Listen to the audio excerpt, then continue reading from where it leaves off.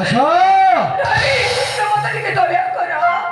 କିଛି ଉପାୟ ସୃଷ୍ଟି କରି ଏ ଦଣ୍ଡରୁ ତମେ ମତେ ମୁକ୍ତି ଦିଅ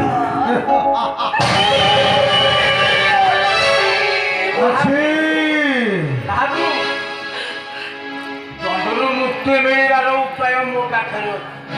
ଶୁଣା ଖାଲି ଯଦି କଥା କହିବା ପାଇଁ ସୁଯୋଗ ଦେବେ କୁହ କଣ ଉପାୟ ଅଛି କୁହ ଭଗତ ଘର କମ୍ୟୁନିଷ୍ଟ ସେଣ୍ଟରଟା ଫାଙ୍କା ପଡିଛି ରଙ୍ଗ ମହଲ ମହଲ ପଥରରେ ପୁରା ଚୂନ ଦେଇକି ଅନୁଗୁଳ ହେଲା ଶୁଣା ରାଣୀମାକୁ ନେଇକି ଆମେ ଯଦି ସେଇ କମ୍ୟୁନିଷ୍ଟ ସେଣ୍ଟର ଘରେ ରଖିଦେବା ଜଙ୍ଗଲକୁ ନେବାକୁ ପଡ଼ିବନି ସମସ୍ତେ ମିଳିମିଶିକି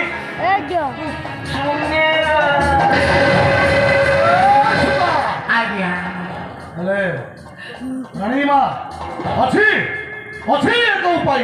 କଣ ଅଛି କୁହ ହେଲେ ତମେ ମୋ କଥାରେ ତୁମେ ରାଜି ହୋଇପାରିବ ତମ କଥାରେ ସବୁ ରାଜି ହେଲେ ଆସ ଆରେ ଆସ ମୋ ପାଖ ତୁମେ ମୋର ପତ୍ନୀ ହୋଇ ରହିପାରିବ ଲାଗିଲା ବଢିଆ ଗାଡ଼ି ହାତରୁ ମାଡ଼ ଖାଇବା ଯାହା ରାସ୍ତା କଡ଼ର ସୁକୁଟି ସଙ୍ଗିବା ସେଇଟା କଣ କଲେ ଆପଣ ଆପଣ ଠିକ କଥା ହେଲାନି ଆପଣ ଗାଡ଼ି ହାତରୁ ମାଡ଼ ଖାଇଲେ ତେବେ ବଡ଼ କଥା ଆରେ ଲଗାମ ଦେ ତା ନହେଲେ ଜୀବନରେ ସବୁଦିନ ପାଇଁ ମାରିଦେବି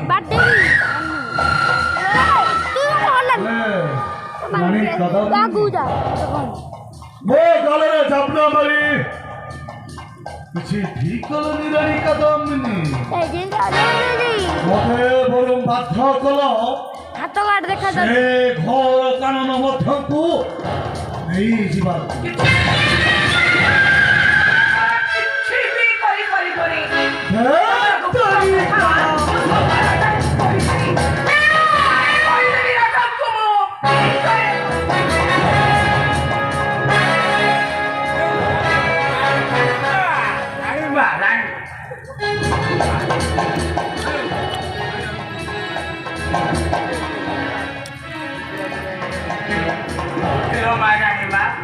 ମୋ କଥା ଟିକେ ଶୁଣ ରଜାଟା ନ ଖୁସି କରେ ତାର ପିଲା ଛୁଆ କିଛି ହଉନାହିଁ ଦେଖୁନ ମଞ୍ଜିଆ ସନ୍ଧୁଟା ଧରୁଛ ତାକୁ ଖାଲି ସୁଯୋଗ ଦେଇକି ଦେଖ ସେ ପିଲା ଧରିକି ବୁଲିବ ନାରୀ ଜୀବନର ସବୁଠୁ ବଡ଼ ହେଲା ତା ପୁଣ୍ୟ ପୂର୍ଣ୍ଣ ଗର୍ଭା ହେବା ଦରକାର ତମର ମହାମନ୍ତ୍ରୀ ମହାଗୁରୁ ତାଙ୍କ ସାଙ୍ଗରେ ଟିକେ ସମ୍ପର୍କ ରଖିଦେବ କାନରୁ ନ କାନ ହବନି କିଏ କାହିଁ ଜାଣିବ ପିଲା ଛୁଆ ଧରିକି ଖେଳିବ କନ୍ଧ ଘରେ ପଞ୍ଚଗଡ଼ଲା ଭଳିଆ ଗୋଡ଼ ଧବ ଆସ କହୁଥବ ଘରେ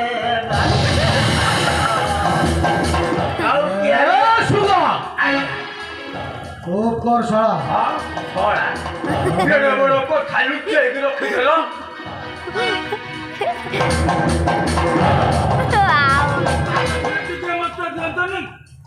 ସଳା ପାଟିରେ ଲଗାମ ଦେ ମୁଁ ତ ସେଇ କଥା କହୁଛି ତାହା ନହେଲେ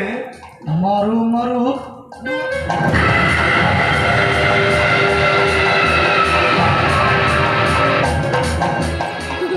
ଆସ ଆସ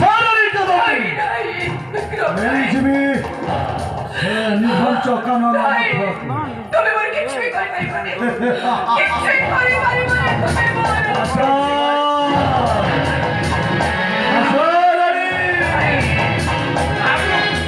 ଗୋଟେ କାମ କରୁ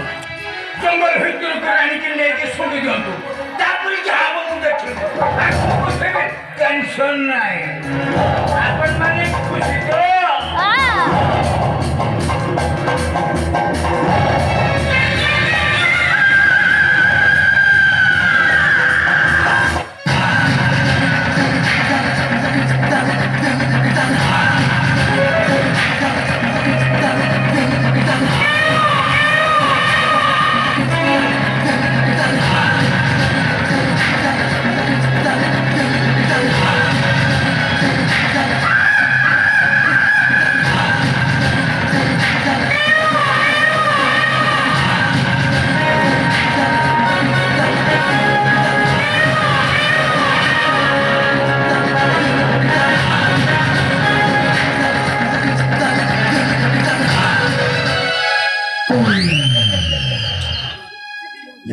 ସେନାପତି ଧରିଛି ରେ ବାପ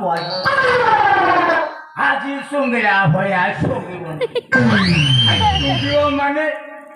ମୋ ପାଇଁ ଟୋପାଟି ରଖିଥିବ ମୁଁ ଶୁଙ୍ଗା ମାହାନ୍ତି ମୋ ଶୁଙ୍ଗି ଶୁଙ୍ଗା ମାରି ମାରି ମାହାନ୍ତି ସବୁ ଯାକ ଯଦି ଶୁଙ୍ଗିଦେବ ମୋ ପାଳିକି କିଛି ରଖିବନି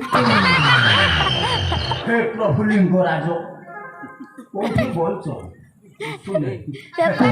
ତମେ ଖାଲି ରାଜାର ମରିବା ଉପାୟ ମୁଁ ଖାଲି ତମେ ମରିଗଲେ ରାଜା ତମ ପାଖକୁ ଗଡ଼ଗଡ଼ିଆ ଘାଟରୁ 2 ହଣ୍ଡାରେ ପାଣି ଉଠେଇକି ପାଟ ସାରା କଞ୍ଜେଇ ଦିପୁଳା ଟାଣି କଦିଳ ଚକଟିକି ଖାଇଲି ଖାଲି କହିବି ଭୋଲା ବାବା କରେ ବାବା ତାପରେ ମୁଁ ହେବି ସ୍ୱାତି ମନ୍ତ୍ରୀ